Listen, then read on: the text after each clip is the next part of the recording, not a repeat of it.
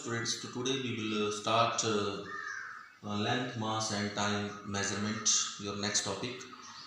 तो I hope कि आप घर में इसको देखेंगे और नोट्स बनाएंगे और जो मेरा चैनल है इसको लाइक करेंगे, सब्सक्राइब करेंगे, साथ में शेयर करेंगे और जितना हो सके उतना लेक्चर देखेंगे।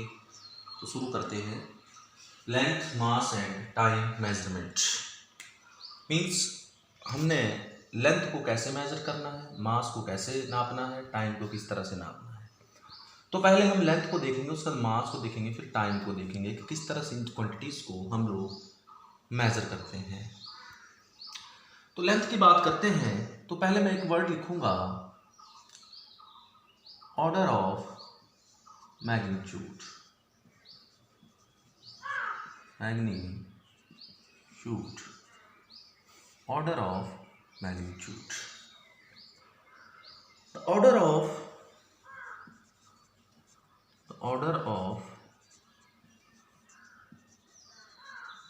magnitude, order of magnitude of a quantity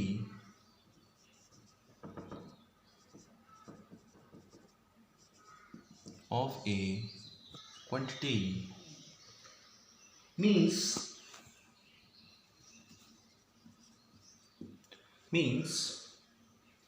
its value in suitable power of 10 means its value in suitable power of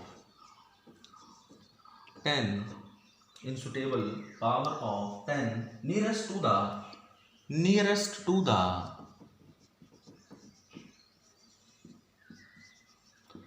actual value of physical quantity.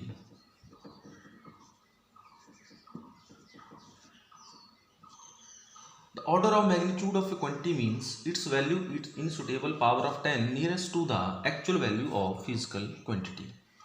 Let's understand it. Suppose I have written about that the radius of Earth is 6.4 into 10 raised to power 6 meter. That is the radius of Earth. Now I have to write only in form of 10 raised to power. If the number is greater than 5, then it will taken as 10. If it is less than 5, then it will taken as 1. So here 6.4, it is greater than 5, so we can say this is at 10. So 10 into 10 is power 6 meter. This the order of magnitude is 7. It means what is the radius of Earth? 10 is power 7 meters. Is it 10,000? No, it is not 10,000. What? It is 6.4. It is not 10. It means this value is not the correct value, but it is nearer to the actual value. मान लीजिए जैसे बात करते हैं, mount Everest का height कितना है? 8,850 metre है। 8,850 मीटर है। तो हम इसको ऑर्डर ऑफ मैग्नीट्यूड में कैसे लिखते हैं? मैं लिखता हूं उसको 8.8 इंटू 30 लगेंगी 10 power 3 metre. What is 8.8? It is greater than 5, so we can take it as a 10. So 10 into 10 is power 3. What is the order of magnitude? 10 is power 4. This is for large distances. We have written our astronomical unit, that is 1.496 into 10 is power 11 meter. That is what? This is the radius of Earth.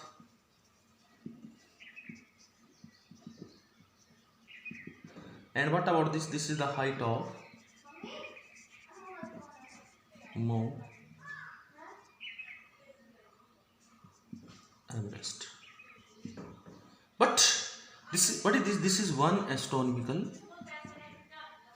unit. 1.496 into 10 power 11 meter. So it is less than 5. If it is less than 5, that is 1 into 10 power 11 meter. Means that is 10 power 11 meter. What is the order of magnitude? 11. 11 is the order of magnitude for 1 astronomical unit. We can take another quantities, just like if you will take mass of electron, that is 9.1 into 10 power minus 31 kilogram. So it is equal to 10 into 10 power minus 31 kilogram. It will comes to be 10 power minus 30. What is the order of magnitude for mass of electron? 10 power minus 30. Is the mass, is this the actual mass? No, mass is greater than this mass. But I have written the order of magnitude of a quantity means its value is stable power of 10 nearest to the actual value. It is nearest to the actual value but not the actual value. The value is nearest to the actual value. Suppose करिए I have to write about size of the nucleus. Now size of the nucleus. Its order of magnitude is 10 power minus 15 meters. See, is it the correct value? No, it is nearest to the actual value basically. So for doing calculations, length calculations, what we will do? We will take the order of magnitude of a quantity. Order of magnitude of a quantity. The size of universe. Size of universe, that is 10 power 55. 10 power 50. 10 power 50.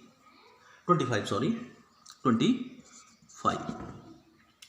तो size of the universe is 10 power 25 order.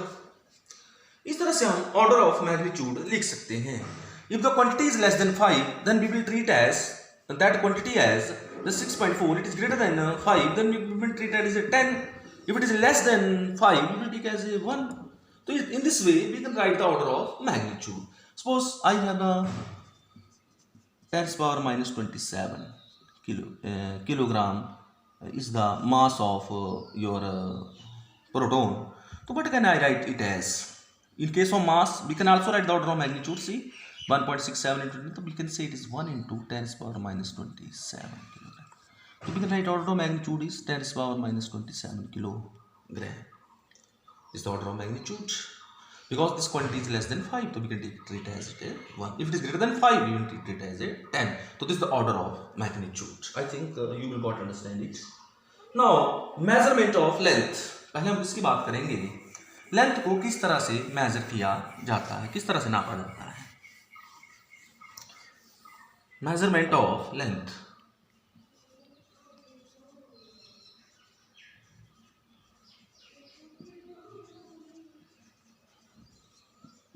Of length. Measurement of length. So if we will say, if we will take a meter scale, then we can measure with the meter scale up to 100 meter, 100 meters, and you know the radius means our length will vary from 10 power minus 14 to 10 power 25 meter. Means length will vary. This is the your universe, and this is your radius of nucleus. Radius of nucleus. This is the size of universe, and this is the what is this? This is the radius of nucleus, and what this? This is the size of the universe. Now see, we have to measure this small length as well as this large length, so we have to apply some methods. We have to apply some methods. तो लगभग 10 power 5 metre से लेकर के 10⁻² metre तक हम लोग we can measure with direct method.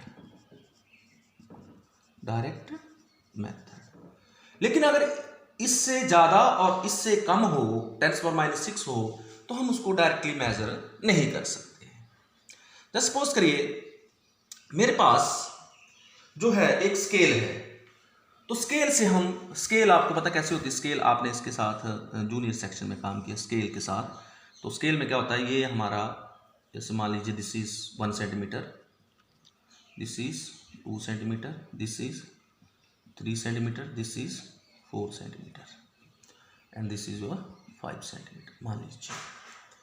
तो क्या होगा, इसमें बीच में इसका हाफ होगा, तो यहाँ से 1 2 3 4 और 5 6 7 8 9 और 10।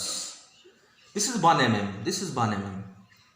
तो इस स्केल का सबसे कम काउंट कितना करते हैं हम लोग कसते हैं, इसको बोलते हैं 1 mm, और इसको ऐसे लिखते हैं 0.1 सेंटीमीटर, 0.1 सेंटीमीटर। तो this is the least count of the scale.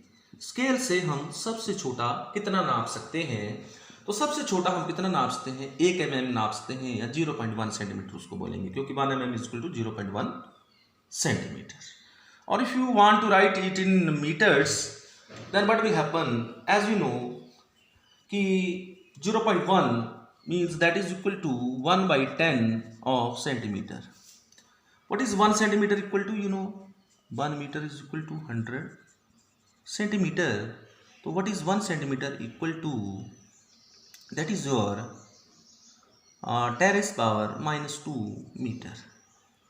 So how much small we can measure with the scale, see 1/10 into 10⁻⁻² centimeter means 10⁻⁻1, sorry this is in meter, so you will got here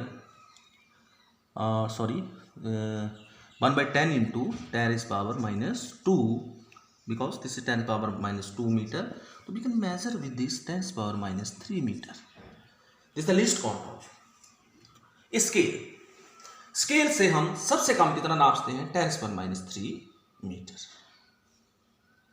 okay, तो least count of scale कितना हो, 1 mm, that is 0.1 centimetre, that is 1/10 centimetre, और that is 1/10 into 10⁻⁻2 metre, that is 10⁻⁻3 metre. हम सबसे कम scale से इतना नाप सकते हैं, जो स्केल आप लोग अपने ज्योमेट्री पर्पस के लिए यूज करते हो। अब बात आती है कि हम लोग, अगर क्या हुआ कि मान लीजिए ये मेरा एक, ये यहाँ से लेके यहाँ तक 1 सेंटीमीटर है ये, तो इसके कितने पार्ट्स होंगे, 1 2 3 4 5 6 7 8 9 10। अब क्या हुआ, मैंने किसी चीज को मेजर किया, और जब मैंने उस चीज को रखा तो वो चीज यहां पर आकर के स्टैंड हो गई यहां पर। अब इसको क्या लेंगे आप, it is 1, it is 1.1, it is 1.2, तो which one you take, because it is the middle. जैसे मान लो मेरा मार्कर है, तो मार्कर यहां तक लंबा है, मान लीजिए यहां तक आ रहा है, तो neither it is 1.1 neither it is 1.2, ना तो ये 1.1 है ना तो 1.2 है, इन दोनों के मिडल में आ रहा है। अगर इन दोनों के मिडल में आ रहा है तो हम लोगों को इसको भी डिवाइड करना पड़ेगा जिससे कि एग्जैक्ट वैल्यू आए। तो हम क्या करेंगे कि यहाँ पे ना तो 1.1 लेंगे ना 1.2 लेंगे। हम लोगों को दिक्कत आ रही है तो हम लोग देखते हैं कि ये अगर ये आगे की तरफ होगा तो हम 1.2 ले लेते हैं, अगर पीछे की तरफ आता है तो हम 1.1 ले लेते हैं। लेकिन ये क्या एग्जैक्ट वैल्यू है? ये तो एग्जैक्ट वैल्यू नहीं है। तो हमने उसका सोल्यूशन क्या ढूंढा कि हमने इस 1 mm को फर्दर 10 से डिवाइड कर दिया, फर्दर 10 से डिवाइड कर दिया। ऐसी डिवाइस जिसका least count of vernier calliper बोलेंगे हम इसको, क्या बोलेंगे इसको? Vernier calliper. हम इसके साथ एक्सपेरिमेंट भी करेंगे। तो वर्नियर कैलिपर का लीस्ट काउंट कितना हो गया?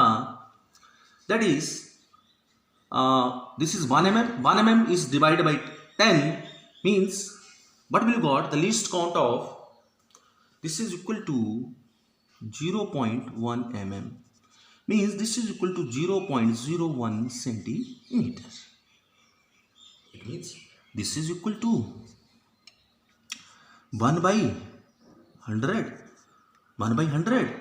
multiply with 10 raised power minus 2 meter. It is become equal to 10 raised power minus 4 meter. This is the least count of vernier caliper. अब हमारी वैल्यू जैसे यहाँ पे 1 पॉइंट, तो हमारे पास डिजिट आ जाएगा 1.21, 1.22 इस तरह से डिजिट आ जाएंगे. तो that value is measured with vernier caliper. लेकिन क्या हुआ कि फर्दर जब हमारे पास यहाँ पे मान लीजिए ये वैल्यू है 1.22 और ये है 1.23, मैं थोड़ा बड़ा करके इसको बता रहा हूँ. तो अब हमारा जो यहाँ पे रुक गया करके, जैसे मार्कर यहाँ तक लेंथ आती है इसकी, तो आप इसको क्या लेंगे. अब either you can take it as a 1.22, either 1.23.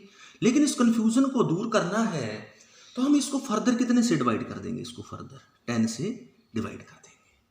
जब 10 से डिवाइड कर देंगे तो ऐसी डिवाइस जिसका least count 1 mm divide by 100 होता है, लीस्ट काउंट ऑफ, उसको बोलते हैं हम लोग स्क्रू गॉस. ये भी हम लोग एक्सपेरिमेंट करेंगे. स्क्रू गॉस हो गया या आपका स्फेरोमीटर हो गया. तो इसका लिस्ट काउंट कितना हुआ, 1 mm डिवाइड बाई 100 हो गया, क्योंकि हमने 0.1 mm को 10 से डिवाइड कर दिया. 0.1 mm को किससे डिवाइड कर दिया, 10 से डिवाइड कर दिया. जब 10 से डिवाइड किया तो हमारे पास आ गया 0.01 mm. It is written as 0.001 centimeter. But we can write it as that is 1 upon 10 raised power 3, क्योंकि नीचे 3 जीरो जाएंगी, into 10 raised power minus 2. तो what is the least count of किसका, स्क्रू गॉज और spherometer, that is 10 raised power minus 5 meters. So we can measure these distances with the this scale, that is यहाँ पे value क्या जाएगी, जैसे 1.231 आ गया, 1.232 आ गया, इस तरह से वैल्यूज आएगी, डिजिट बढ़ जाएंगे और एक्यूरेट हो जाएगी वैल्यू. इट मीन्स कि if we measure with the scale, then its least count is 10 raised power minus 3 meter. Measure with the vernier caliper, it is 10 raised power minus 4 meter. Measure with the spherometer या screw gauge, its least count is 10 raised power minus 5 meter. Means if I write this value 1.2 centimeter, आप एकदम से पता लगा लेंगे कि sir ये तो स्केल से मेजर हुई है चीज, क्योंकि इसमें एक ही डिजिट है. मैं ऐसे लिख दूंगा, आप क्या बोलेंगे, सर ये किससे, ये वर्नियर कैलिपर से मेजर हुई है, ये किससे हुई है, स्केल से.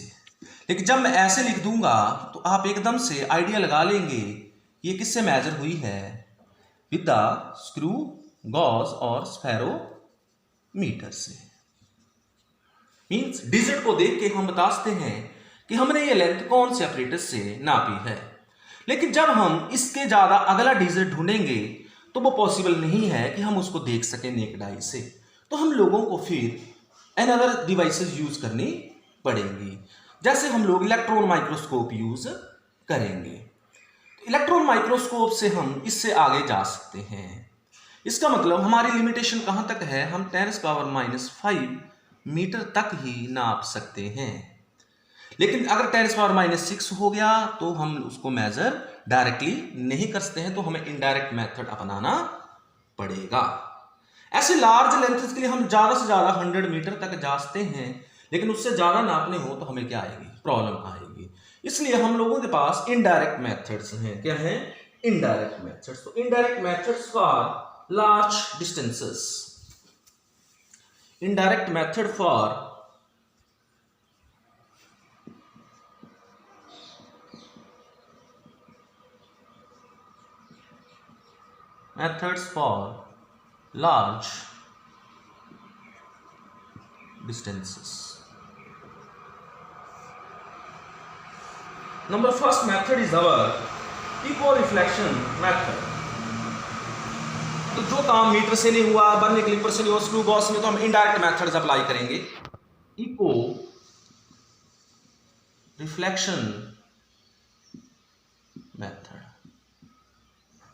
बच्चों आप लोग जैसे कभी किसी पहाड़ी पे गए होंगे, फिर जोर से चिल्लाएंगे तो वहां से आपकी साउंड वापिस आती है, तो उसको हम इको बोलते हैं। क्या बोलते हैं उसको? इको बोलते हैं। कई बार रूम का साइज अगर 17 मीटर से ज़्यादा है तो रूम में भी इको आती है। इको मतलब हम जो साउंड बोलेंगे, जैसे हमने यहाँ से साउंड बोली, ये साउंड यहाँ स्ट्राइक की, फिर ये साउंड यहाँ स्ट्राइक करके फिर से वापस आएगी। सो जब हमने एक बार पहले बोला फिर से वही बात रिपीट होगी, हमें सुनाई देगी। इसको क्या बोलते हैं हम लोग? इको बोलते हैं। मीन्स साउंड क्या करती है? रिफ्लेक्ट होती है। रिफ्लेक्ट मतलब अगर हम किसी सरफेस के ऊपर उसको फेंकेंगे तो वहां से वो रिफ्लेक्ट करके वापिस आ जाएगी। तो that is called echo reflection method. Echo reflection method. Now मान लीजिए ये हमारी कोई हिल है, दिस इज एनी हिल, और we are here, what we do, हमने एक गन फायर की, गन को फायर किया, बुलेट फायर की, तो बुलेट यहाँ से जाएगी उसकी साउंड से और यहाँ चली जाएगी। फिर जब यहाँ से स्ट्राइक करेगी तो फिर से यहाँ से वापिस आ जाएगी। यहाँ पर हम इसकी इको सुन लेंगे। क्या सुन लेंगे? यहाँ इसकी इको। तो हम लोगों को यहाँ पे एक चीज़ कैलकुलेट करनी पड़ेगी अपनी घड़ी से कि इस साउंड को यहाँ से यहाँ जाने और यहाँ से यहाँ वापिस आने में कितना समय लगा। तो हमने वो मेजरमेंट करनी है। अगर हमने वो कर लिया, मान लीजिए t is the time taken to hear echo,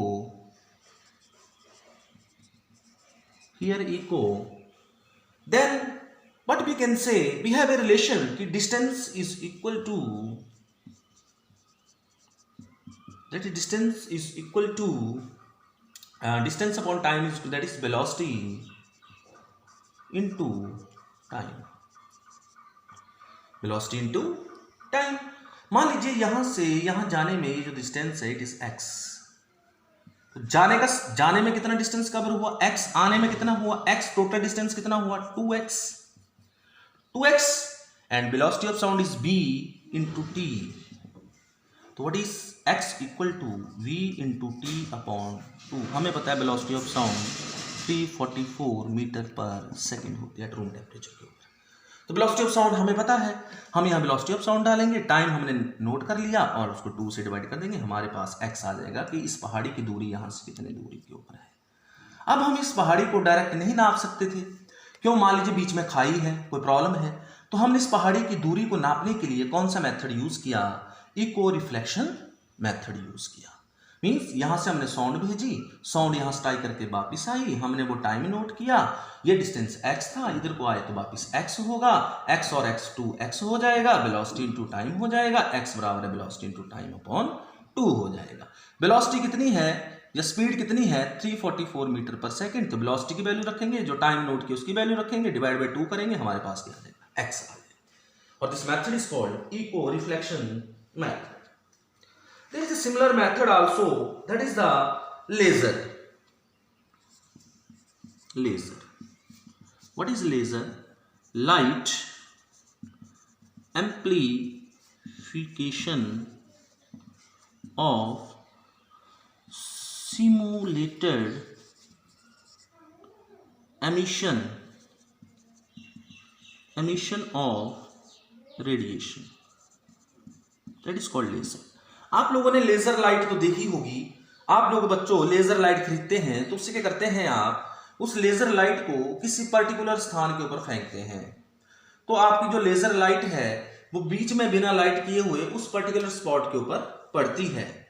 तो मान लीजिए हमने लेजर से किसी चीज की डिस्टेंस पता करना है, तो हम क्या करेंगे? यहाँ पर मान लीजिए कोई इनएक्सेसिबल ऑब्जेक्ट है, हम यहाँ पर खड़े हैं, हम यहाँ से लेज़र लाइट फेंकते हैं। जब हम लेज़र लाइट फेंकेंगे तो लेज़र लाइट की वेलोसिटी c होगी, क्योंकि लाइट की जो वेलोसिटी होती है वो 3 × 10⁸ मीटर पर सेकेंड होती है।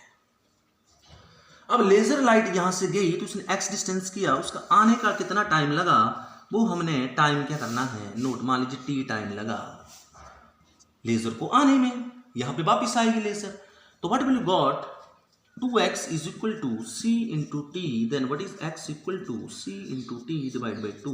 Again what you have to find out, आपको टाइम फाइंड आउट करना है, तो आप x निकाल सकते हैं। तो the laser, this is the laser. Then there is the By this method, we can also find the thickness of a matter sheet. The thickness of a matter sheet. अगर कोई मैटर की sheet है हम उसकी thickness भी इस method से find कर सकते हैं। मान लीजिए हमारे पास मैटर है, ये इसका थिकनेस है, ये इसकी क्या है, थिकनेस है। तो हम इसको ऐसे बना सकते हैं, ऐसे इधर से देखिए, ये यहाँ पर आ जाएगा, ऐसे इधर से ऐसे आ जाएगा, इधर से ऐसे आ जाएगा और यहाँ से ये ड्रॉप कर जाएगा और इधर से ऐसे आ जाएगा। This matter sheet. Now what will we do, हमने ए पॉइंट से यहाँ से लाइट भेजेंगे तो लाइट यहाँ स्ट्राइक करेगी और स्ट्राइक करके कहाँ आ जाएगी, वापिस यहाँ पे आ जाएगी इस बी पॉइंट में। यहाँ से गई और यहाँ से स्ट्राइक करके वापिस आ गई। क्या नोट करना हमने यहाँ पे, टाइम नोट करना है कि लाइट को जाने के लिए और लाइट को आने के लिए कितना समय लगा। जब हम ये निकाल लेंगे तो हमें पता है कि 2x is equal to c into t, then x is equal to c into t divided by 2. But in this case, this measurement of this time is very complex, but we can measure by any method. This time can be measured by any method. Then c is the velocity of light and x is equal to c into t by 2. हम इस तरह से इसको कर सकते हैं। उसके बाद हम लोग करते हैं सोनार। सोनार सोनार सोनार क्या होता है, sound navigation and ranging. Sound navigation and ranging means, मान लीजिए हम लोग जो हैं एक बोट में यहाँ पे हैं, तो नेविगेशन का मतलब क्या होता है, समुद्र के साथ डील करता है। हम बोट के अंदर हैं, हम क्या करेंगे, ये समुद्र है, बीच में पानी है, हमने इसकी डेप्थ नापनी है कि ये जो पानी है इसकी डेप्थ कितनी है। तो इसके नीचे क्या होगा, कोई आइसबर्ग होगा या कुछ सब मैरीन होगी, तो कोई ना कोई यहाँ पे चीज़ होगी। तो हमने इसका डेप्थ नापना है, नीचे डेप्थ कितना है। तो हम क्या करेंगे, यहाँ से अल्ट्रासोनिक वेव्स की बहुत, जिनकी जो फ्रिक्वेंसी है वो बहुत ज़्यादा होती है अल्ट्रासोनिक वेव्स की। जैसे हम अल्ट्रासाउंड करवाते हैं तो लेडीज़ अपना फोटेस को चेक करवाने के लिए अल्ट्रासाउंड करवाते हैं, तो उनकी जो साउंड हम लोगों को जो साउंड प्रोड्यूस होगी वो सुनाई नहीं देगी, क्योंकि हमारी ऑडिबल रेंज है 20 hertz to 20,000 hertz. This is our audible range. हम ये सुन सकते हैं और ये फ्रिक्वेंसी की, इसको मैं आगे आपको क्लियर करूँगा, इनको हम लोग सुन सकते हैं। पर इससे ज़्यादा अगर फ्रिक्वेंसी होगी तो वो हमें सुनाई नहीं देगी, तो मीन्स वो साउंड हमें सुनाई नहीं देगी। तो अल्ट्रासोनिक वेव्स, यहाँ से हम लोग अल्ट्रासोनिक वेव्स भेजेंगे। अब वो वेव्स नीचे जाएंगी और यहाँ से स्ट्राइक करके वापिस आ जाएंगी। तो हम लोगों को यहाँ से जाने का x और आने का, मान लीजिए x लगा, हमने यहाँ पे क्या निकालना है, फिर से टाइम निकालना है। और अल्ट्रासोनिक जो वेव्स होती हैं उनकी वेलोसिटी जो है, वेलोसिटी साउंड के बराबर होगी। तो हमारे पास क्या जाएगा, 2x is equal to b into t, then x is equal to v into t divide by 2। तो हम लोग डेप्थ निकाल सकते हैं, किसकी, ओशियन की डेप्थ निकाली जा सकती है। किस मेथड से, सोनार से। This is called sound navigation and ranging. Next है राडार। राडार जो हमारे जैसे रॉ है, रिसर्च एविएशन विंग जिसको हम बोलते हैं, हमारी इंटेलिजेंस ब्रांच है। तो पहले तो राडार की बात करता हूँ। Radar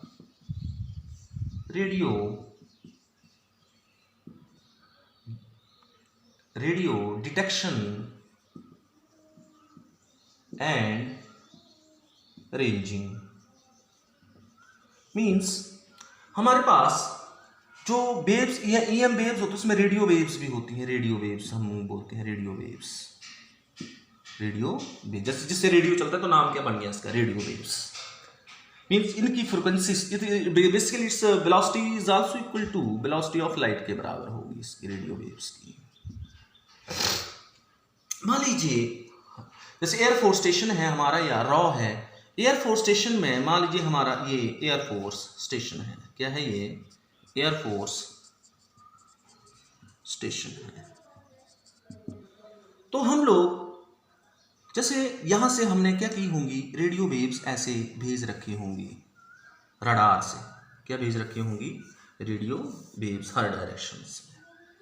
what are these called, radio waves. अब मान लीजिए ये जो है ये हमारी बाउंड्री है यहां तक, लेकिन हमने रेडियो वेव्स अपनी बाउंड्री से बाहर भी भेजी हुई है। अब मान लीजिए एनिमी का एयरक्राफ्ट हमारे एरिया में आकर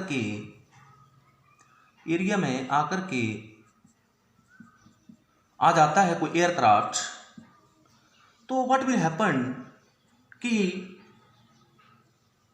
ये जो रेडियो वेव्स हैं, ये एनिमी का एयरक्राफ्ट है, ये रेडियो वेव्स इससे स्ट्राइक करेंगी और यहाँ पे वापिस आएंगी, तो हमें पता लग जाएगा, हमारे पास कंप्यूटराइज सिस्टम होगा कि रेडियो वेव्स को वापिस आने में कितना टाइम लगा, और या ये हमारी बाउंड्री के अंदर आ जाता है, मान लो ये बाहर है या बाउंड्री के अंदर आ गया और ये हमारे कितना टाइम लगा, तो हम वहां से निकाल लेंगे कि कौन सा एयरक्राफ्ट हमारी बाउंड्री में आ रहा है।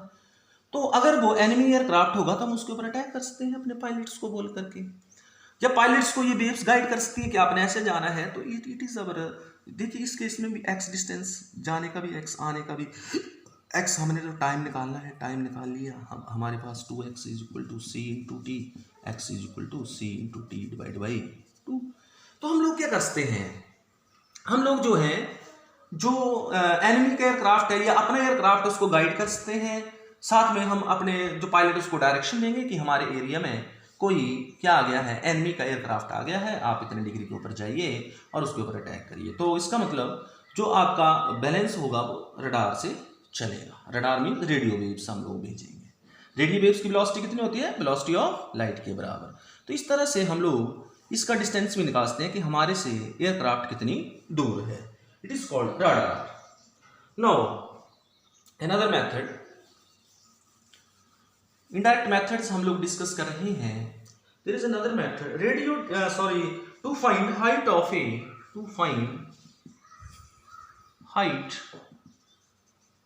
Of a distant object by triangulation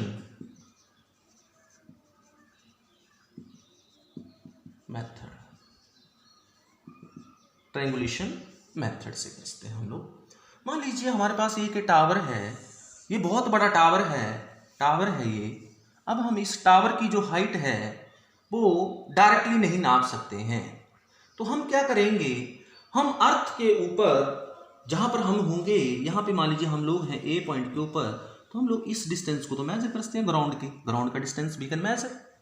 तो हमने इस डिस्टेंस को क्या करना है, ए बी डिस्टेंस को मेजर कर लेना है, हम इसको मेजर कर सकते हैं और यहाँ से हम सेक्सटेंट रख करके इसका एंगल ऑफ एलिवेशन भी फाइंड आउट कर सकते हैं। मान लीजिए this is theta, angle of elevation हम सेक्सटेंट यूज करके इसका फाइंड आउट कर सकते हैं, angle of elevation.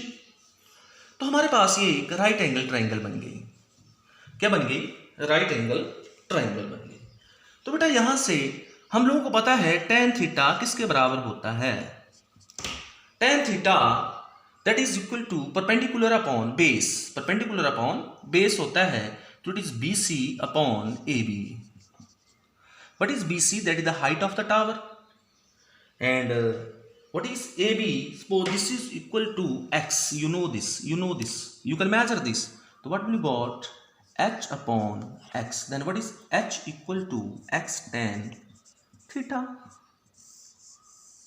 X tan theta means आप height of the tower दूर से ही निकाल सकते हैं। अगर आपको x का पता, x तो हम मेजर कर सकते हैं, बाकी tan थीटा भी हम लोग, थीटा तो हम मेजर कर सकते हैं, टेबल में जाएंगे, थीटा की वैल्यू tan थीटा की वैल्यू निकालेंगे और h की वैल्यू निकल जाएगी। इस तरह से हम हाइट निकाल सकते हैं किसकी, किसी टावर की या किसी हिल की, किसी पहाड़ी की, जैसे माउंट एवरेस्ट की निकालनी है मान लीजिए, तो हम इस मेथड को अप्लाई कर सकते हैं। तो किसी भी पहाड़ी की, किसी ऐसे ऑब्जेक्ट की हम लोग हाइट निकाल सकते हैं। लेकिन इसमें एक प्रॉब्लम है कि मान लीजिए हम लोग इस डिस्टेंस को मेजर नहीं कर पाए, बीच में मान लीजिए यहाँ पर खाई है या कोई प्रॉब्लम है, तो हम इस डिस्टेंस को डायरेक्टली मेजर नहीं कर पाए, तो हमारे पास एक और मेथड है इसी को मीन्स अगर ये ऑब्जेक्ट इनएसेसिबल है तो अगर ये इनएसेसिबल है मीन्स अर्थ के ऊपर हम इस डिस्टेंस को, बीच में कोई समुद्र है, बीच में कोई खाई है, डिच है, कोई भी चीज़ हो सकती है, तो हम मान लीजिए इस डिस्टेंस को मेजर नहीं कर सकते, तो हम क्या करेंगे, मान लीजिए हमारे पास टावर है, तो हम क्या करेंगे, यहाँ पे एक पॉइंट लेंगे ए अर्थ के ऊपर और एक बी पॉइंट लेंगे अर्थ के ऊपर, इसका डिस्टेंस मान लीजिए हम मेजर कर सकते, लेकिन इसके आगे हम मेजर नहीं कर सकते, तो हम ए बी का डिस्टेंस मान लीजिए x है, that is equal to x है।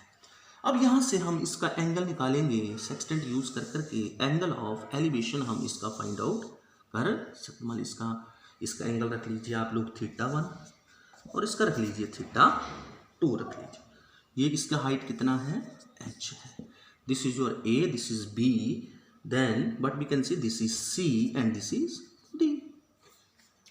Now you have now two right angle triangles, means we can't measure this. This is not be possible to measure. This is inaccessible for us. Now how we can? So first of all, यहाँ पे using this BCD triangle, BCD में in triangle BCD, what is tan θ1? Tan θ1 is equal to CD divided by BC. CD divided by BC means it is equal to h upon BC. Then what is BC equal to? That is h upon tan θ1. Then it is equal to h cotangent θ1, क्योंकि tan का inverse क्या होता है, cotangent होता है। तो ये क्या आ जाएगा आपके पास, this is equal to h into cotangent θ1। Now similarly, now we can see this is, now we have triangle ADC. In triangle ADC, what is CD upon AC equal to, that is also equal to tan θ2. Then what is, this is tan θ2. तो CD upon AC is equal to tan θ2. What is AC? That we have to calculate. Means CD कितना है? CD that is H upon AC is equal to tan θ2. Then what is AC equal to H upon tan θ2? Then it become H into cotangent θ2, because tan का reciprocal क्या होता है, cotangent होता है। Now this is question number 2, and that previously we have done, that is our question number 1. Now this is question number 1. अब हम क्या करेंगे, 2 को 1 से सब्ट्रैक्ट कर देंगे, मीन्स 2 में से 2 माइनस 1 कर देंगे, तो आपके पास क्या जाएगा, AC minus BC is equal to H cot θ2 minus H cot θ1. What is AC minus BC? If you come to the diagram, what is AC minus BC? That is x. We can write x is equal to h into cotangent θ2 minus cotangent θ1. Then what is h equal to x upon cotangent θ2 minus cotangent θ1. In this way, we can find out the height of the towers. So this is the method to measure the height of the tower for inaccessible objects. This is for inaccessible objects. Now another method is there, that is our to measure size of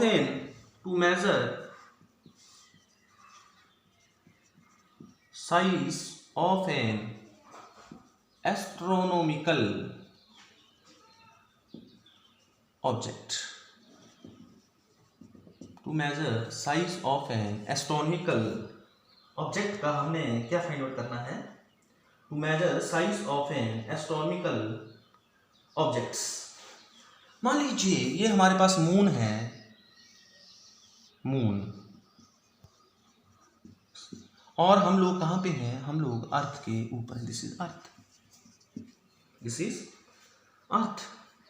हम यहाँ पे खड़े हैं, हम क्या करेंगे, moon का इस एंड को देखेंगे बाय यूजिंग टेलीस्कोप, और इस एंड को देखेंगे तो हमारे पास एक एंगल बनेगा, मान लीजिए that angle is called theta.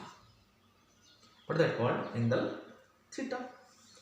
तो this is the earth and suppose this is A, this is B, this is the diameter of the moon, suppose this is equal to D, diameter of the moon। हमारी problem क्या है, हमें अर्थ और सन का, moon का तो distance पता है, मान लीजिए S है, हमें पता है ये, लेकिन हम लोगों को इसका डायमीटर निकालना है, तो हमें क्या करना पड़ेगा, एंगल किसके बराबर होता है, मान लीजिए ये इतने दूर है कि ये जो डायमीटर है ये आर्क के बराबर ही लगेगा, तो थीटा के एंगल किसके बराबर होता है, मैंने पहले बता चुका हूँ, आर्क अपॉन रेडियस के बराबर होता है।